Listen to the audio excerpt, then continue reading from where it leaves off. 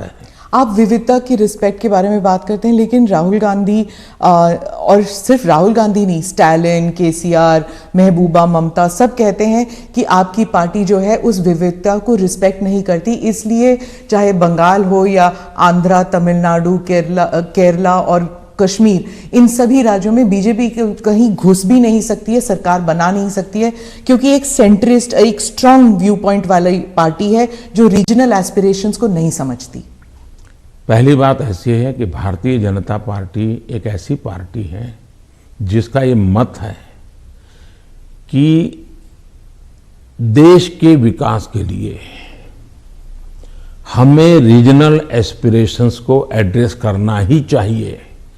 और देश में मैं पहला मुख्यमंत्री हूं जो इतने लंबे समय तक राज्य का मुख्यमंत्री रह करके आया हूं, और इसलिए राज्य के एस्पिरेशंस क्या होते हैं, राज्य की आवश्यकताएं क्या होती हैं, इसका मुझे भली भांति समझ है। और इसी के कारण हम हिंदुस्तान के सभी राज्यों की भला, अब देखिए मैं दुनिया के मेहमान आते हैं तो पहले उनको दिल्ली में ही आना और जाना हो जाता था, मैं ऐसा नहीं करता हूं। आप ट्रंप को ले गए गुजरात? मैं उनको अलग अलग जगह पर, मैं चाइना के राष्ट्रपति को ले गया तमिलनाडु, मैं फ्रांस के राष्ट्रपति को ले गया उत्तर प्रदेश, मैं जर्मन चांसलर को ले गया कर्नाटका, और तब तो कांग्रेस की सरकार थी। किसकी सरकार? इस देश की शक्ति को उभारना, इस देश के हर राज्य को प्रोत्साहन मिलना, यही हमारा काम होता है। अब यूएन में जाकर मैं तमिल भाषा में कोट करता हूं तो दुनिया को गर्व होता है कि भारत के पास दुनिया की सबसे पुरानी भाषा है, पहले कोई बोलता ही नहीं था। और इसलिए तो मैं हर एक को साथ लेकर के चलने का प्रयास करता हूं, और मैं मानता हूं वही रास्ता है। हम विविधता में एकता के दर्शन करते हैं, लेकिन आज दुर्भाग्य से कुछ नेता अपने निजी स्वार्थ के लिए विविधता को एक दूसरे के साथ विरोध के लिए सीड्स के रूप में उपयोग कर रहे हैं। ये बहुत बड़ा दुर्भाग्य है। हमें विविधता में से एकता को पनपाना है। तो आप कह रहे हैं इससे अलगाववाद बढ़ेगा? पिछले 50 साल का अनुभव यही है, उन्होंने यही किया है, हर चीज पे देश को बांटो, राज करो, और उसी में से अलगाव पैदा होता है। लेकिन भारत का चरित्र ये नहीं है, भारत के नागरिकों का चरित्र ये नहीं है। आप इसको एक do you see it as a threat कि अगर इसे अभी नहीं रोका जाएगा तो सेपरेटिस्ट एलिमेंट्स आ जाते हैं कि जैसे अगर कश्मीर का अलग बात है, नॉर्थ ईस्ट की बात अलग है, लेकिन अगर आप द्रविड़ मूवमेंट को देख लेंगे या कहीं और राज्य में देख लेंगे, अगर रीजनल एस्पिरेशंस को बढ़ाया जाता है तो क्या एक यूनिटी फैक्टर में कोई देखिए हमने दरार पड़ सकता है? मैं बताता हूं काम करने का तरीका कैसे होता है। हमारा ये मत है सामाजिक न्याय। भारत जैसे देश में इतनी विविधता भरा समाज व्यवस्था, और अगर सामाजिक न्याय के सिद्धांत में हम थोड़ा सा भी ऊंचे नीचे करेंगे तो हमारे देश को बहुत नुकसान होगा। इसलिए समाज का छोटे से छोटे तबके के व्यक्ति को भी विकास में पूरा सहयोग मिलना चाहिए और विकास के लिए अवसर मिलना चाहिए। जैसे समाज के अंदर सामाजिक न्याय की आवश्यकता है, वैसे ही राष्ट्र में भी कोई एक इलाका बहुत आगे बढ़ जाए और कोई इलाका पीछे रह जाए तो कभी भी देश का भला नहीं होगा। हमारे यहां सर्वांगीण विकास होना चाहिए, सर्वसमावेशक विकास होना चाहिए, सर्वस्पर्शी विकास होना चाहिए, सर्वहित में विकास होना चाहिए। और इसलिए हम एक विषय लेकर के आए जिसमें भी मैं देख रहा हूं कि सभी राज्य हमारे साथ मिलकर के कंधे से कंधा मिलाकर के काम कर रहे हैं। एक राज्य नहीं कर रहा है, ये दुर्भाग्य है, बाकी सब राज्य कर रहे हैं। क्या है, हमने देखा कि हिंदुस्तान में 100 से थोड़े ज्यादा कुछ जिले ऐसे हैं कि जो राज्य की एवरेज से भी बहुत पीछे हैं। हर प्रकार से वहां का धन तो सब राज्य जिलों को समान मिलता है, तो ऐसा क्यों होता है? गवर्नेंस के प्रॉब्लम, योजनाओं का अमलीकरण नहीं। हमने ऐसे जिलों को एस्पिरेशनल जिलों के रूप में आइडेंटिफाई किया और राज्य सरकारों की सहमति से किया। करीब 110-115 जिले हैं। और उस पर हमने स्पेशल फोकस किया। मैं खुद जिलों से बात करता हूँ, उन जिलों में कल्याणकारी योजनाएं ज़्यादा से ज़्यादा पहुँचे।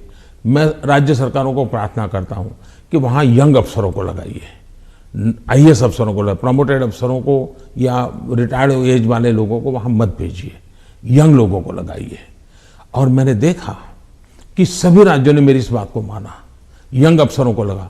दूसरा, मैंने कहा बार बार ट्रांसफर मत कीजिए, उनको वहाँ रहने दीजिए 3 साल, उनको कहिए कि तुम काम करो, बाद में तुम्हें अच्छा पोस्टिंग देंगे। सभी राज्यों ने मेरी मदद की और आज ये जो एस्पिरेशनल डिस्ट्रिक्ट है वो राज्यों की एवरेज से भी कुछ तो आगे निकल रहे हैं, कई पैरामीटर में आगे निकल रहे हैं। अब देश का भला हो रहा है। तो मेरा फेडरलिज्म में छोटी से छोटी इकाई का भी भला हो।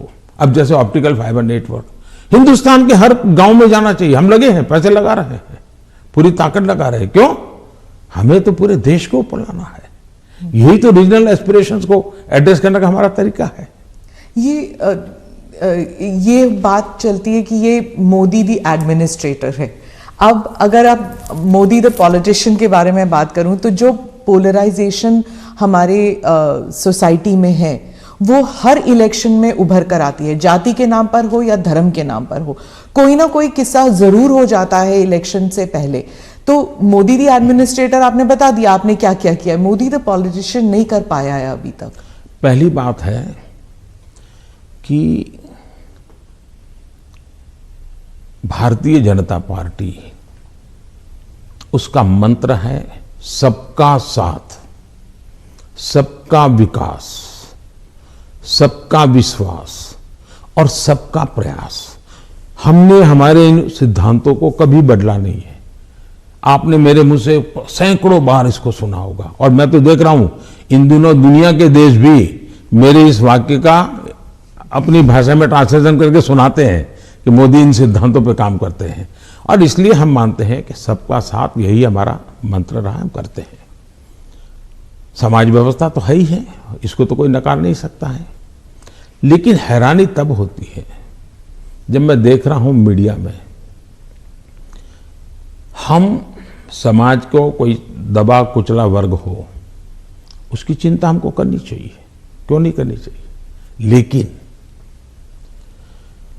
हम कहेंगे भाई इस समाज में अगर पंथ के आधार पर देखें तो इस संप्रदाय में इस प्रकार की जाति व्यवस्था का वर्णन करेंगे और इस समाज में हम कभी नहीं करेंगे। क्या वहाँ भी समाज के और वर्गों में जातियाँ नहीं हैं, ऊंच नीच नहीं है, वहाँ पर बैकवर्ड नहीं। अब जैसे मेरे यहाँ गुजरात में मुस्लिम संप्रदाय में मैं समझता हूँ कि 70 जातियाँ ऐसी हैं जो ओबीसी हैं और मेरे गुजरात में जब मैं था उनको ओबीसी की कैटेगरी में बेनिफिट मिलता था। लेकिन कभी मैं मीडिया में नहीं देख रहा हूं कि भाई वहां कितने ओबीसी को टिकट मिला, वहां कितने पिछड़ों को टिकट मिला, कुछ नहीं। तो ये इस प्रकार की राजनीति कौन करते हैं जी? क्या इससे बाहर आना चाहिए कि नहीं आना चाहिए? हम टिकट देंगे तो भी जाति के आधार पर बंटवारा शुरू कर देते हैं, इसी भाषा में वर्णन करते हैं। किस जाति का कितना वोट मिलेगा ये भी कह रहे हैं। हम ये सारी भाषा को बदलना चाहिए और इसलिए सबका साथ सबका विकास हम उसी मंत्र को लेकर के चलना चाहते हैं, ताकि हमारा मत है कि देश की एकता देश को आगे ले जाने के लिए बहुत आवश्यक है। पर जो अल्पसंख्यक है वो दरार में